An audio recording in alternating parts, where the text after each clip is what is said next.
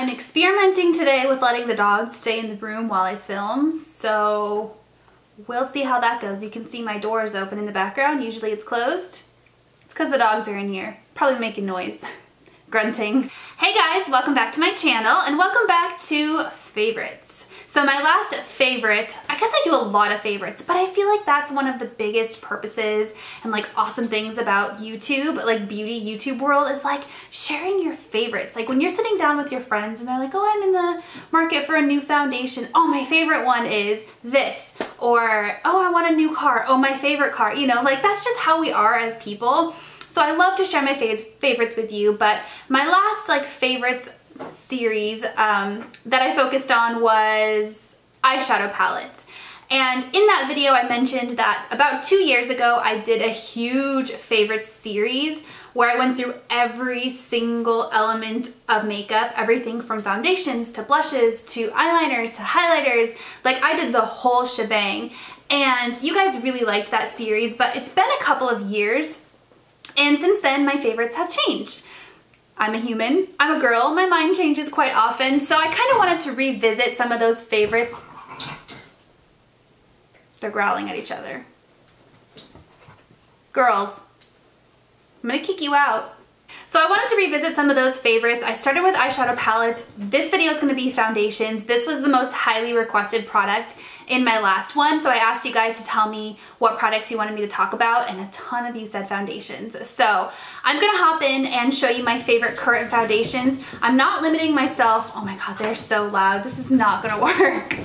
Girls, this is why I kick you out of the room. Yes, you're so cute, but you're so loud. Just lay down.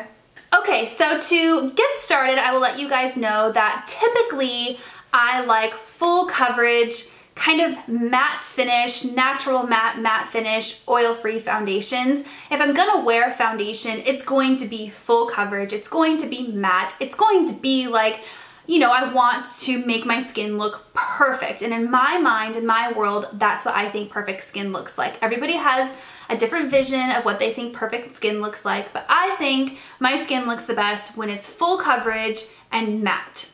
So that's kind of like what I gear towards, just to kind of prep you guys for this video. My skin is typically oily. It's getting drier as I get older, so we'll say it's combo, but for the most part it's oily, so I stay away from anything that has the word luminous in it. Luminous finishes, dewy finishes, I've tried them before. I do not like the way they look on my skin.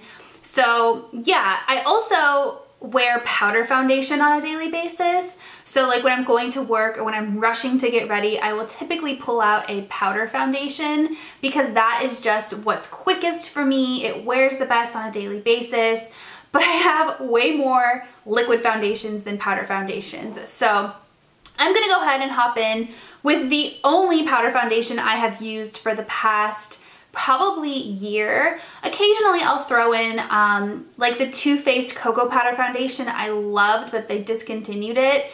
So for the most part, this has been the only powder foundation I have used. It's the Kat Von D Lock-It Powder Foundation. I wear the color Light 44. This is actually the third compact of this that I have gone through. You can see I've already hit pan, so I have to get number 4 here pretty soon. But yeah, this foundation, I have the liquid version of it, and I'm not including the liquid version in this video because I just don't like how cakey it feels. It is very full coverage, very transfer proof, but it's almost too matte and too transfer proof. So I don't really like that foundation so much, but the powder version of it is excellent. Okay, next I'm gonna talk about my holy grail. Like if I could only have one foundation for the rest of my life, this is what it would be. It's the Lancome Teint Idol Ultra 24-hour makeup. I wear the color 210 Buff Neutral.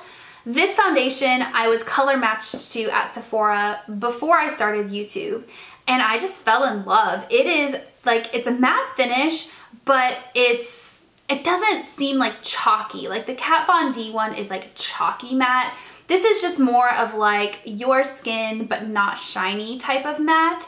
It's full coverage, but it's not like heavy feeling, you know what I mean? It also lasts really well throughout the day. This is a contender for wedding makeup. However, I think I picked a different one based off of my tutorial that I did today, which I'll tell you guys about here in a minute. But yeah, I always repurchase this. I wore this in my engagement photos. There's zero flashback. It is perfect.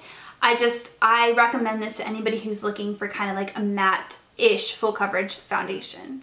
The next one I want to tell you guys about is the Dior Forever foundation.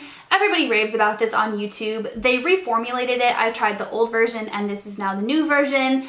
I love this foundation, but I find that it doesn't stay as matte on my skin all day as some of my other favorite foundations do. So this is more of like an 8-hour wear foundation as opposed to a 12 or 20-hour wear foundation. But in those 8 hours, this foundation looks absolutely beautiful on the skin. It has a luminous matte finish. Like, what an oxymoron, right? That's how it's described, and that's how I can say it looks on the skin. It does have SPF 35, so there's quite a bit of flashback. So I wouldn't wear this for like special occasions. Oh my God, I just spit. I don't know if you guys saw that, but I just spit all over the place. I wouldn't wear it for like special occasions or flash photography, nothing like wedding makeup, but just on a day-to-day where you want that beautiful finish for about 8 hours, this is a good one. So this next one is a repurchase for me, and this is another reformulated foundation. It's the Estee Lauder Double Wear Makeup. This used to have SPF in it, and it used to have really heavy flashback. They reformulated it without the SPF. I haven't tested the flashback, but the reason why I purchased this was for wedding makeup. So I was originally mixing it with the Lancome Tint Ida Ultra to get like that perfect combination of like super duper full coverage. Like the Estee Lauder Double Wear is full coverage. Like it will cover every blemish, every dark spot, everything. But the one thing I don't like about it is I feel like it doesn't stick to my nose very well. Like I have a problem with foundation sticking to my nose, but this one is the pickiest. It would not stick to my nose. Like it just, and anytime you try to wipe it off or blend it out, it dries almost instantly, so it's kind of harder to blend out. But if you can get it on your face and you can get it to stick perfectly, then this is the highest coverage, longest wearing. You could wear this sucker for 20 hours and it'll look exactly the same. It doesn't like budge off your face. You don't have to worry about it getting on your clothes or anything like that. You do have to use a pretty hefty makeup remover to get it off. But I do really like this. I wear the color 1C1 Bone. I don't think I told you this. I wear in the color 14. Yeah, the Dior one. But yeah, if you want like a budge proof, you can like go through an atomic bomb, it's this one right here. The next one I want to tell you guys about is the YSL All Hours foundation. I have a love-hate relationship with this, but I wanted to throw it in this video to talk to you guys about it. I wear the color BR20, by the way. So my love-hate relationship with this is I feel like it dries out my skin. I don't know what it is about this foundation, but I feel like it makes my skin really, really dry. So I have to put on like a heavy moisturizer underneath of it. And I think it's because there's like a large amount of alcohol in the ingredients is what people are telling me. So I honestly really do not know, but there's SPF in this one as well, SPF 20. I don't see any flashback with this. It looks so beautiful on the skin though, you guys. Like, it looks good from the moment you put it on to the moment you take it off. It looks airbrushed. It looks beautiful. It's so good. I did a wear test video on this. Actually, I did a wear test video on this one as well, and another one that I'm going to talk to you about. So I will link all my related videos down below so you can see how these foundations wear throughout the day. But this one just, oh my God, it looks so beautiful on the skin, but it does dry out my skin. So love, hate, I don't know, but it looks so good. So good. This next one is the one that I'm wearing today, and I can't stop looking at myself in the viewfinder, you guys. It is one of the most beautiful foundations I have ever worn, I think, in my entire life. I got a little sample of this in a different color from Ulta. By the way, let me tell you what it is. It's the MAC Studio Fix Fluid Foundation. So I got a sample of this in NW13 that I wore to death. I wore it, like I scraped that baby out. I wore it all the time.